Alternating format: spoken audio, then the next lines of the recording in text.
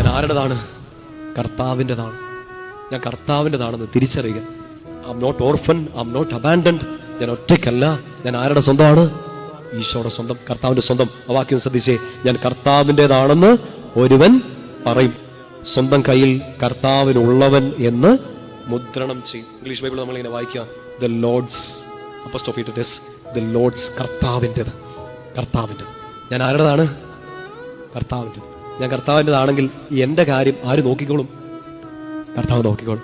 നിങ്ങൾ നിങ്ങളുടെ മക്കളെക്കുറിച്ചോ ജീവിത പങ്കാളിയെക്കുറിച്ചോ പ്രിയപ്പെട്ടവർക്ക് വേണ്ടിയൊക്കെ പ്രാർത്ഥിക്കുമ്പോഴും അവരുടെ ഉള്ളിലോട്ട് ഈ ബോധ്യം നിറയാൻ വേണ്ടി പ്രാർത്ഥിക്കുക. ഞാൻ കർത്താവിനുള്ളതാണെന്ന് നിങ്ങളുടെ പ്രിയപ്പെട്ടവരെ തിരിച്ചറിയട്ടെ. ഞാൻ കർത്താവിനുള്ളതാണ്. നിങ്ങൾ ചിലപ്പോൾ നിങ്ങളുടെ പ്രിയപ്പെട്ട ഒരാളുടെ രോഗം മാറാൻ വേണ്ടി പ്രാർത്ഥിക്കായിരിക്കും, നല്ലതാണ്. പക്ഷേ അവർക്ക് വേണ്ടി പ്രാർത്ഥിക്കേണ്ടത് ഇങ്ങനെയും കൂടിയാണ്. കർത്താവേ, രോഗിയായ എൻ്റെ ഈ പ്രിയപ്പെട്ട ആൾ അങ്ങയുടേതാണെന്ന് ആ ആൾക്ക് ബോധ്യം കിട്ടട്ടെ.